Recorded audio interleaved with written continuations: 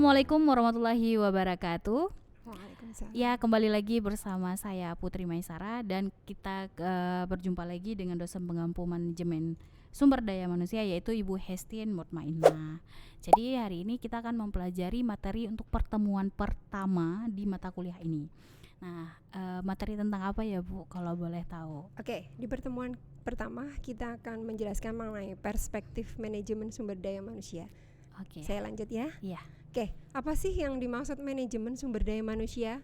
Manajemen sumber daya manusia itu adalah sebuah proses pengelolaan manusia melalui pertama perencanaan, rekrutmen, seleksi, pelatihan, pengembangan, pemberian kompensasi, karir, keselamatan dan kesehatan kerja, serta menjaga hubungan industrial sampai PHK guna mencapai tujuan perusahaan dan peningkatan kesejahteraan stakeholder. Oke, sampai di sini saya jelaskan bahwa kita kembali lagi ke tujuan perusahaan itu didirikan. Ingat di mata kuliah manajemen kita pernah membahas mengenai tujuan perusahaan itu didirikan. Tujuan utama perusahaan itu didirikan adalah untuk memberikan kesejahteraan bagi stakeholder. Siapa stakeholder? Yang pertama kita lihat. Yang pertama adalah pemegang saham. Wajar mereka mendapatkan kesejahteraan utama karena mereka yang memberikan modal di dalam perusahaan. Kemudian yang kedua siapa? Yang kedua adalah seluruh pimpinan dan karyawan. Jadi kenapa mereka harus mendapatkan? Karena merekalah yang menggerakkan aktivitas perusahaan tersebut sehingga mereka berhak mendapatkan kesejahteraan atas perusahaan. Oke, yang ketiga siapa? Yang ketiga adalah pemerintah. Kenapa pemerintah? Pemerintah pertama akan mendapatkan pajak. Benar. Yang kedua mereka mendapatkan tersedianya lapangan kerja, berarti perusahaan membantu pemerintah dalam ketersediaan lapangan kerja. Kemudian yang ketiga mengurangi produk impor. Pemerintah diuntungkan karena mengurangi produk impor. Kemudian pertimbangan yang keempat adalah masyarakat itu sendiri. Masyarakat mendapatkan kesejahteraan dari perusahaan. Apa yang mereka peroleh? Yang mereka peroleh adalah adanya barang dan jasa yang diproduksi oleh perusahaan. Mereka dapat dengan mudah mendapatkan barang atau jasa yang disediakan oleh perusahaan. Kemudian selain itu masyarakat akan mendapatkan CSR. Corporate Social Responsibility. Biasanya bentuknya macam-macam kan? Ada pendidikan gratis, ada kesehatan gratis, kemudian ada lingkungan pengelolaan lingkungan dan lain sebagainya. Ini masyarakat sangat diuntungkan. Sehingga tadi yang saya katakan bahwa di sini manajemen sumber daya manusia tadi adalah untuk peningkatan kesejahteraan stakeholder. Ini tujuannya ke sana.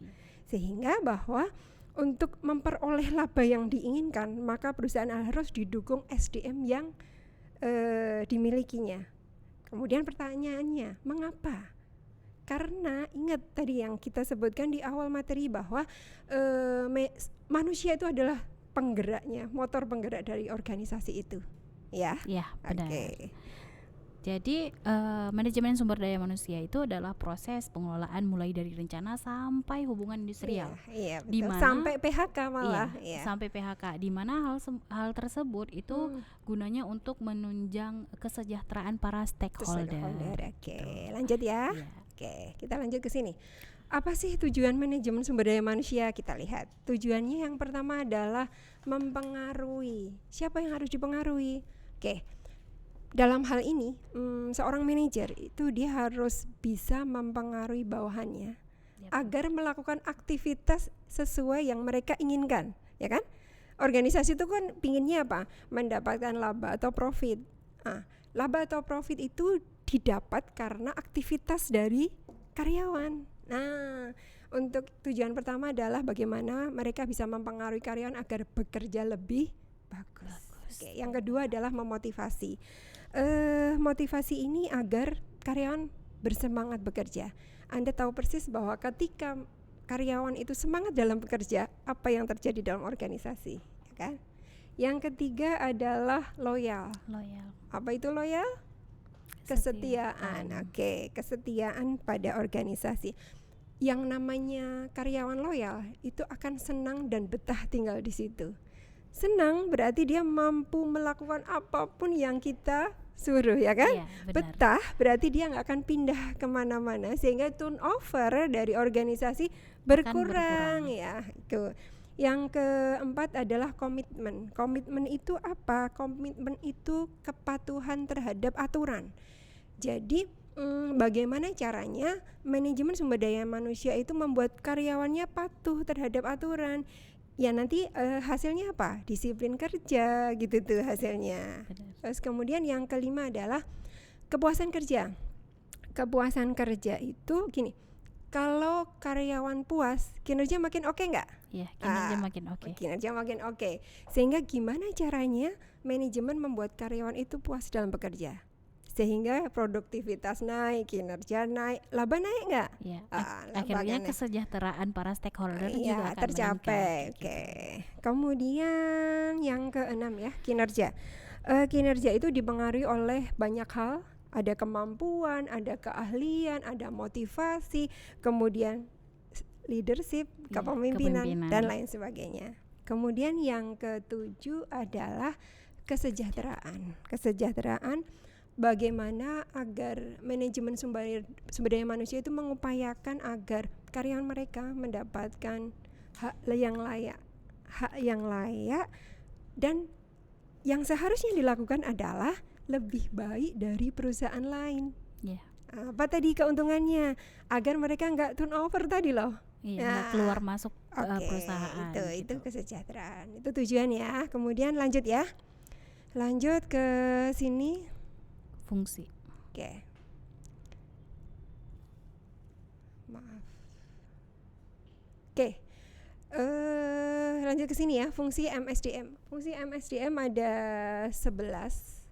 Ini yang akan kita pelajari dari manajemen sumber daya manusia yang pertama di semester ganjil ini sampai nanti di semester genap yang akan datang.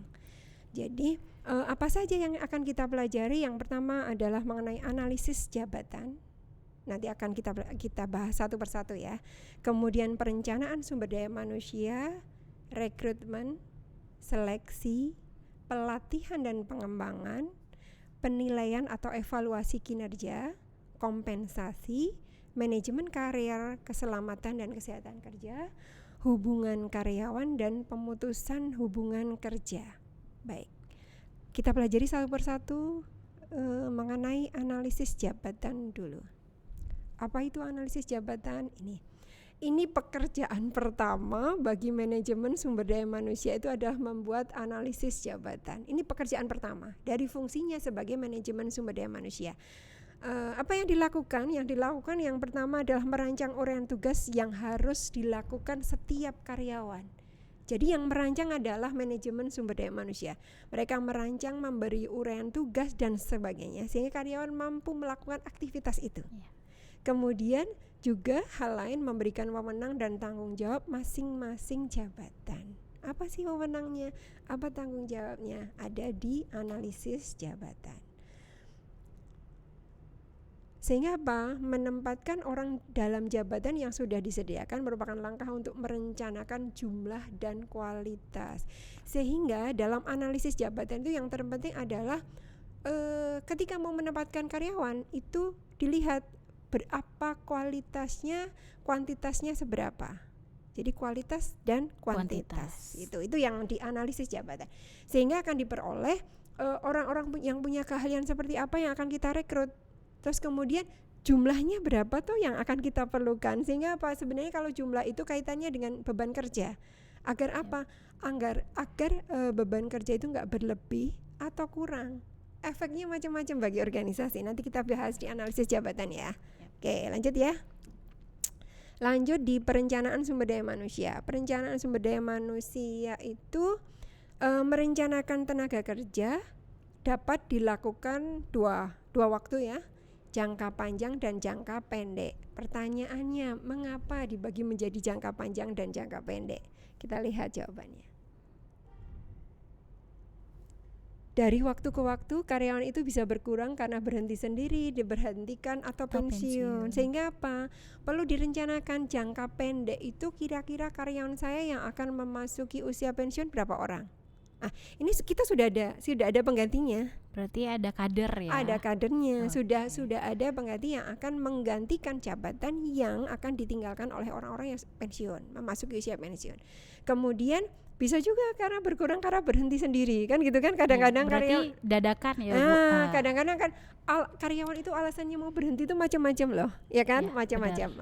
Ada kadang-kadang jadi karyawan kan juga tahu alasannya kan, kayak gitu kan. Berarti faktornya emang beragam Faktornya ya. beragam. Kemudian yang seperti ini organisasi atau perusahaan harus siap.